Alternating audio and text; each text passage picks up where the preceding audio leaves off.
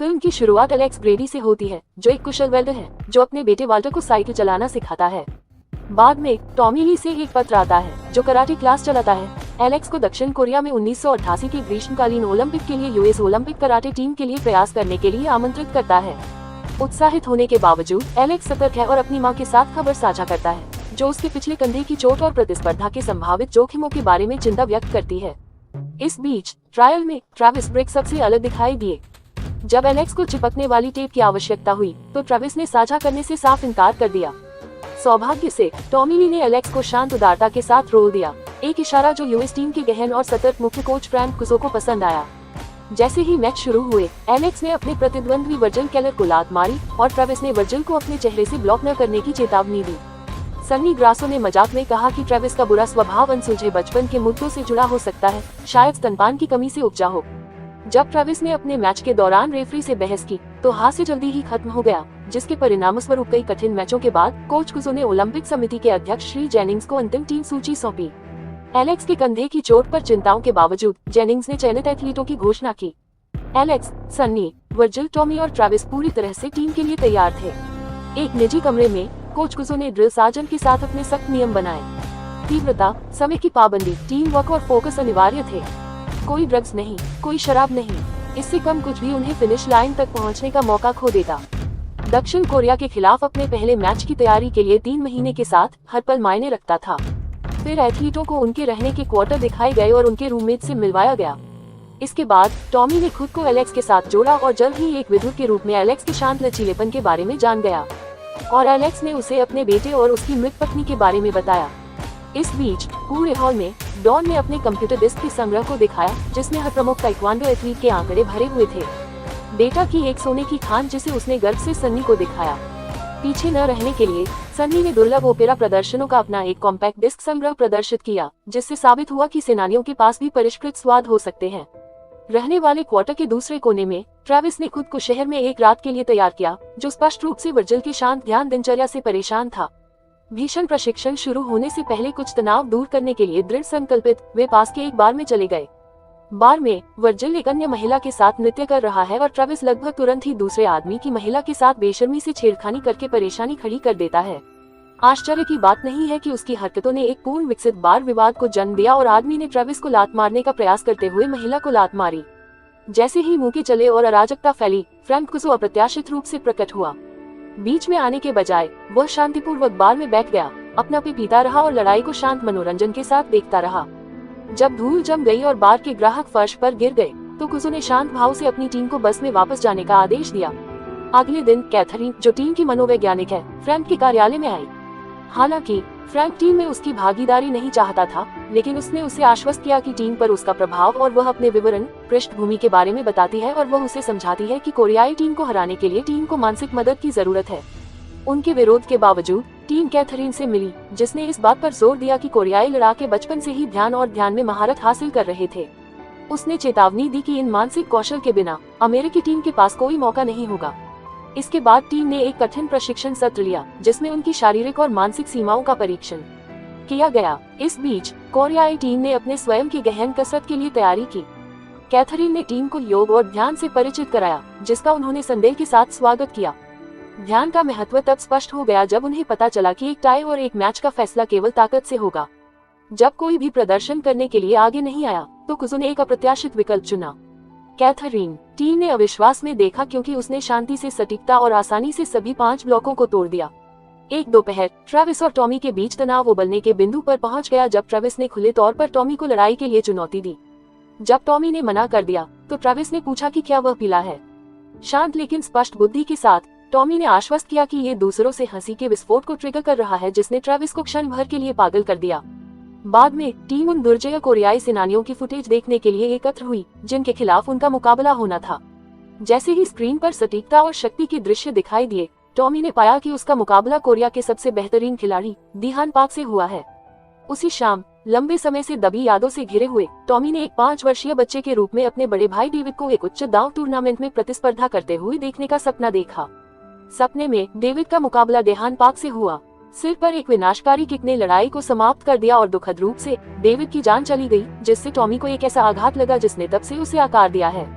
अगले दिन टॉमी और ट्रैविस प्रशिक्षण के उद्देश्य से रिंग में थे जब ट्रैविस ने एक अवैध चाल का प्रयास किया। टॉमी जल्दी से ट्रैविस को लात मारकर मैक पर गिरा देता है, जबकि अन्य इसे कौशल का एक संतोषजनक प्रदर्शन मानते हैं। कुसो खुश नहीं था। उसने टॉमी को एक तरफ खींच लिया, उसके संयम के बारे में चिंता व्यक्त की। कुसो ने उसे चेतावनी दी कि अगर वह टूर्नामेंट में इस तरह से हिचकिचाता है तो देहान न केवल उसे हरा देगा बल्कि उसे नष्ट कर देगा। जैसे ही टीम कोरिया के लिए रवाना होने की तैयारी कर रही थी, आपदा आ गई।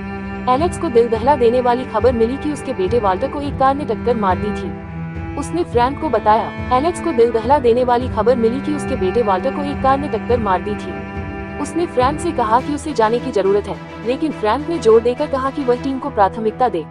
एलेक्स वाल्टर को कोमा में पाया, जिसने उसे तबाह कर दिया। अगले दिन वाल्टर को होश आ गया, जिससे उसे उम्मीद की किरण दिखी। राहत महसूस करते हुए एलेक्स वापस प्रशिक्षण पर लौट आया, लेकिन फ्रैंक ने उसे फिर से शामिल करने से मना कर दिया, जिससे एलेक्स की टीम में जगह खतरे में पड़ गई।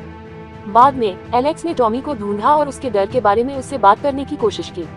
टॉमी ने स्वीकार किया कि देहान का सामना करने के विचार से वह डर गया था। उसे हारने की वजह से नहीं, बल्कि इसलिए कि उसे डर था कि उसका गुस्सा उसे उस आदमी को मारने के लिए मजबूर कर सकता है। हालांकि एलेक्स ने टॉमी की असली लड़ाई देखी और उसे अपने दबाए हुए गुस्से को बाहर निकालने के लिए कहा, चेतावनी दी कि इसे अंदर ही अंदर दबाकर रखने से वह अंदर से ही नष्ट हो जाएगा। बिना किसी हरकत के टॉमी ने सलाह को खारिज कर दिया, अपनी मोटरसाइकिल पर सवार होकर दूर निकल गया। एलेक्स को ये सोचने के लिए पीछे छोड़ दिया कि क्या उसका साथी अपने राक्षसों पर काबू पा सकता है। बाद में ट्रैविस, वर्जिल और सन्नी एक साथ कुसो के पास पहुंचे और जोर देकर कहा कि एलेक्स और टॉमी दोनों के बिना सफलता की कोई संभावना नहीं है। कुसो ने बिना कोई प्रतिक्रिया दिए उनकी बात सुनी, बस उन्हें याद दिलाया कि वे फ्लाइट में हैं। अगली सुबह, हालांकि शायद संकल्प के एक पल में, वह एलेक्स के पास पहुंचा, उसे टीम में वापस आमंत्रित किया, जो उनके भविष्य के लिए आशा का संकेत था। अगली सुबह टॉमी टीम में फिर से शामिल होने के लिए तैयार होकर हवाई अड्डे पर दिखाई दिया। कुसो, हमेशा की तरह दृढ़, ने उसे स्वीकृति की एक झलक दी।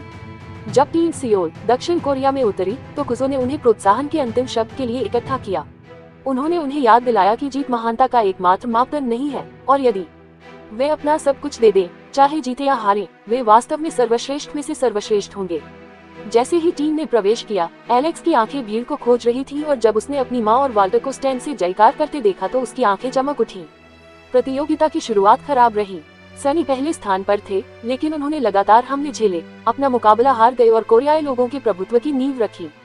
वर्जिल ने उनका पीछा किया, लेकिन उनके प्रयास विफल रहे, जिससे अंतर 11 अंकों की कोरियाई बढ़त पर पहुंच गया। फिर ट्रैविस आए, अपनी खासियत के साथ रिंग में उतरे। मैच बहुत ही क्रूर था और उनके सिर पर एक जोरदार झटका लगा, जिससे वे बहुत खून बहने लगे और उन्हें देखने में भी दिक्कत होने लगी। फिर भी अपने दृढ़ संकल्प के साथ ट्रैविस ने मैच को बराबरी पर लाने के लिए जमकर संघर्ष किया, अपने साथियों का सम्मान जीता और अमेरिका को उम्मीद की किरण दिखाई। मैच बराबर होने के साथ प्रतियोगिता ताकत की परीक्षा में बदल गई। सीमेंट ब्लॉकों को तोड़ते हुए ट्रैविस पहले स्थान पर आए और प्रभावशाली प्रदर्शन करते हुए 6 ब्लॉक तोड़ दिए। हालांकि उनके कोरियाई प्रतिद्वंद्वी ने दांव बढ़ा दिया, 9 ब्लॉक तोड़ दिए और कोरिया को बढ़त बनाए रखी। जैसे जैसे तनाव बढ़ता गया, टॉमी ने शांत दृढ़ संकल्प के साथ एलेक्स को एक तरफ खींच लिया। उन्होंने एलेक्स को याद दिलाया कि जीत की जिम्मेदारी अब उनके कंधों पर है। मजबूत शुरुआत की और जल्दी ही बढ़त हासिल कर ली, लेकिन जब उनके प्रतिद्वंद्वी ने भाग्यशाली झटका दिया तो उनकी गति लड़खड़ा गई। इसके बाद एक ताना मारा, जिसने एक तंत्रिका को चोट पहुंचाई। क्रोध ने हावी हो गया और एलेक्स अपने प्रतिद्वंद्वी पर झपट पड़ा। ये क्षण नियंत्रण से बाहर हो गया, क्योंकि दोनों टीमें भिड़ने के लिए तैयार होकर मैच पर उतर आईं।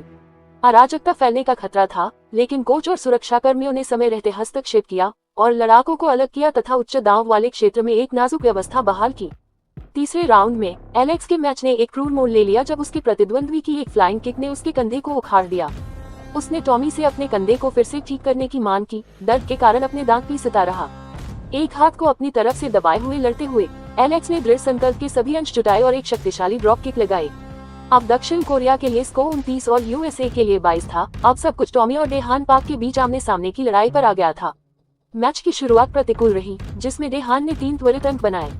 चोटिल लेकिन अडे, टॉमी रिंग में वापस आया। उसे जीतने के लिए 6 अंक या नॉकआउट की आवश्यकता थी। दूसरा राउंड एक अथक लड़ाई थी। डेहान ने एक और अवैध प्रहार किया, जो रेफरी द्वारा अनदेखा कर दिया गया, लेकिन टॉमी ने लगातार हमले जारी रखे जब तक कि उसने डेहान का पैर नहीं तोड़ दिया। मैच बराबरी पर था और सिर्फ 30 सेकंड बचे थे। डेहान को खड़े होने में संघर्ष करना पड़ा। उसका चेहरा दर्द से लाल हो गया, जबकि टॉमी ने अंतिम निर्णायक झटका देने की तैयारी की।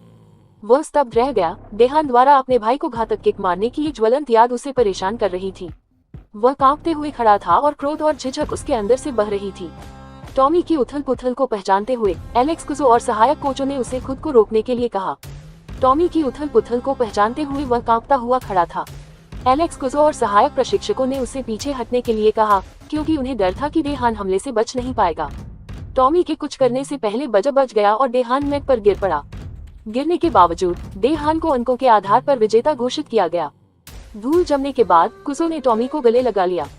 धीरे से लेकिन दृढ़ता से बोलते हुए उसने उसे आश्वस्त किया कि हालांकि स्कोरबोर्ड पर यह नहीं दिख रहा था, टॉमी ने वास्तव में हर मायने में मैच जीत लिया है। जैसे ही विजयी कोरियाई टीम ने अपने स्वर्ण पदक प्राप्त किए, उस पल ने अप्रत्याशित मोड़ ले लिया। खून से लथपथ और लंगड़ाते हुए डैन टॉमी के पास गया। गंभीर सम्मान से भरी आवाज में उसने टॉमी से कहा कि हार के साथ किसी की जान बचाना जीत और सम्मान अर्जित करना है। फिर सभी को आश्चर्यचकित करते हुए देहान ने अपना पदक उतार दिया और टॉमी के गले में डाल दिया। उसने गहरी ईमानदारी के साथ डेविड की मौत के लिए माफी मांगी। फिल्म का समापन कोरियाई टीम के बाकी सदस्यों द्वारा दिए गए अपने भाषण के साथ होता है। अधिक वीडियो देखने के लिए मेरे चैनल की सब्सक्राइब लें।